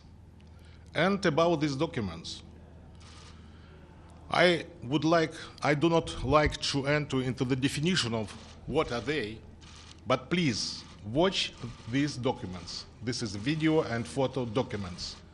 But at the same time, as I said today at UN Security Council session, it will be very much tough because the level of cruelty is more than high. Thank you. Thank you very much. There is a proposal that came today from Secretary of State Blinken to have a summit of nations before anything escalates further. And your foreign minister also said there's more time for diplomacy. After today's meeting that was slightly contentious, if not very contentious, do you think there is diplomacy in the future? No, I believe in diplomacy, and I'm glad that our partners believe in diplomacy. Certainly, we should do all that is possible to find a diplomatic and peaceful solution for this inter-Ukrainian crisis and conflict. And once more, as I said in the beginning, for me, these discussions of today, that was not easy, was important because it was a powerful reminder of the importance of the implementation of all provisions of Minsk Agreements. Thank you very much. Mr. Minister, can you please clarify how many Russian troops are there?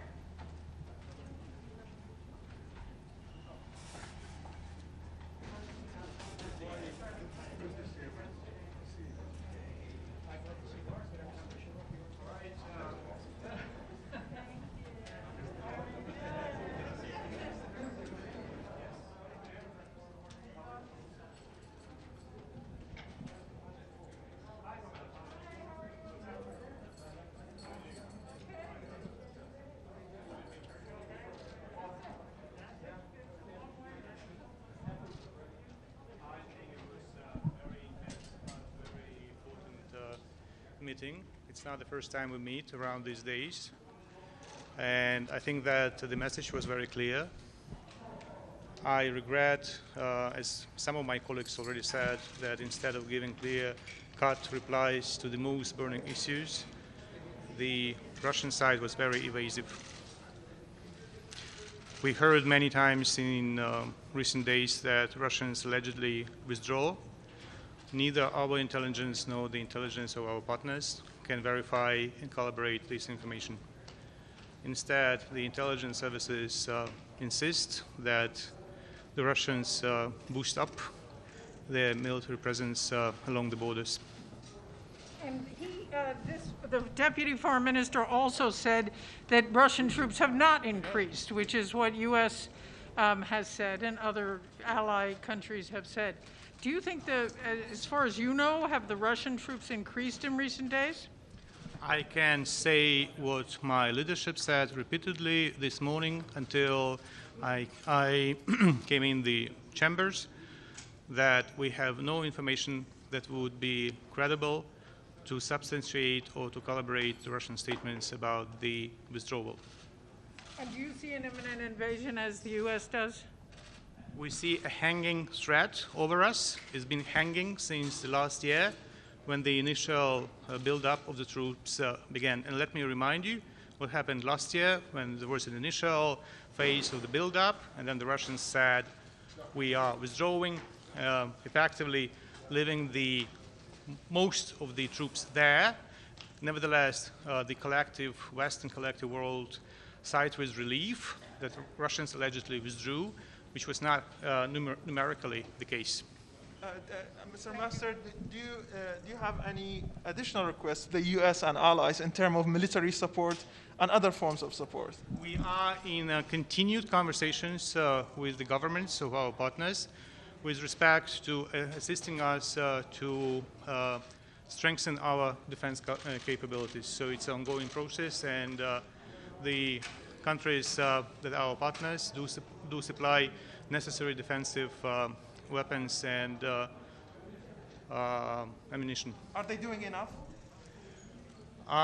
It's very difficult to say, but it is also clear that the army of Ukraine of 2022 is nothing compared to the army of Ukraine that was almost non-existent in 2014.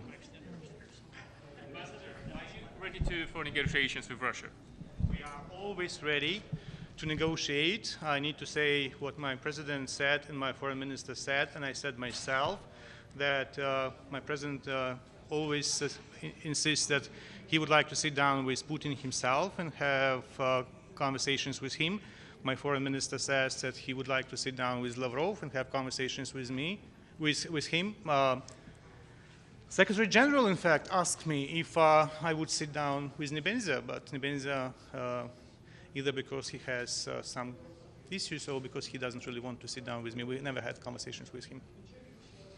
So I can confirm that the Ukrainians are always at standby for meaningful negotiations that are meaningful, that are not just a pretext to procrastinate and then to find reasons to attack Ukraine. So, Ambassador, you don't have any preconditions to talk to the Russians? It's Russians who have preconditions, you see. It's Russian lines, it's Russian insistence on the things that are rejected not only by the Ukrainians, but also, from what I know, by other participants of the talks, including in the format of Normandy 4. Ambassador, in the best case scenario, will diplomacy resolve the current tensions, or will it just postpone it to a later date? It is the joint responsibility of every single country here in the United Nations. You know, so it is our joint effort this time, and I am very encouraged by response I hear from many ambassadors that they sincerely believe it is the issue of concern to everyone. So it's not like between Washington or Moscow, or between Ukraine and Russia. Will you please, Secretary Blinken came today? It is a very important, well, first of all, it is symbolically important, but it's also very important in terms of substance. And I need also to repeat what my colleague, Ambassador of the United States said, that his yesterday's statement on Duma's decision is very powerful. It is very short, but it contains a very clear position. I think with Russians, when you deal with Russians, it's very important to make statements short, because otherwise they read too much between the lines and invent things that are not there in the text.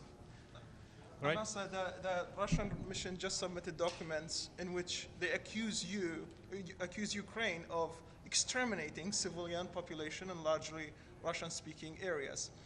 Why, from your understanding, why the timing of this document right now, and do you think this is a pretext for war? I'm not a spokesperson for the Russian mission. Ask the Russian mission. The only thing I can say is that Ukraine fully cooperates with everyone on the ground. Ukraine, on its own initiative, not being pressed by anyone, in 2014 invited a special human rights mission from the United Nations that's been operating in Ukraine ever since. We did invite that mission because we believed that any aggression, any military intervention results in a large-scale human rights violations. Therefore, the mission is there.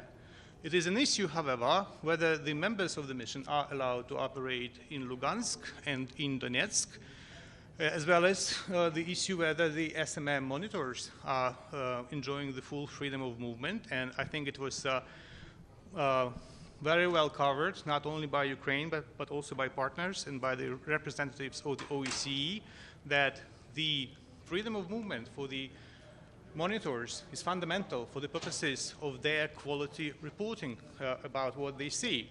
In fact, the situation of this morning once again emphasizes how it is important to preserve the full capacity, operational capacity, of the SMM mission in the east of Ukraine. And we are very much thankful to the governments who say that they would not only not withdraw their monitors from the mission, but they will also increase the numbers of the monitors. We cannot allow the mission operate only staffed by the Russians, because otherwise the reporting will not be credible. Ambassador, do you expect your allies to do more than the sanctions in case of an attack from the Russians? I'm sure that by the end of the day, responsible members of the international community will assess the situation, will assess the legal framework, and will undertake all necessary measures, because, as I said, it is not an issue just between Washington and Moscow, Russia and Ukraine. It will have far-reaching implications: economic, social instability, markets, everything will be in very deep trouble. Ambassador, how can you explain the publications in Western media showing some Western fighters fighting from the Ukrainian side at the contact line? What do you make of that? I don't really get what do you say about what?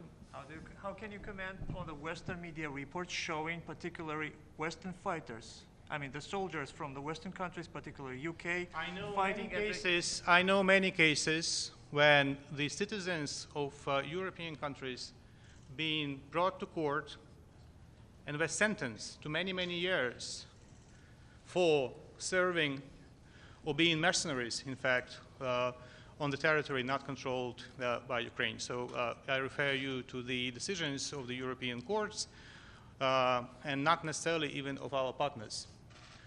Many European countries brought to justice mercenaries who were fighting on the other side of the contact line. All right? It's a clear violation of Minsk Agreements. Was that? We were asking something, no? No, just a thank you, Ambassador. All right, everything will be fine. Don't worry. See you.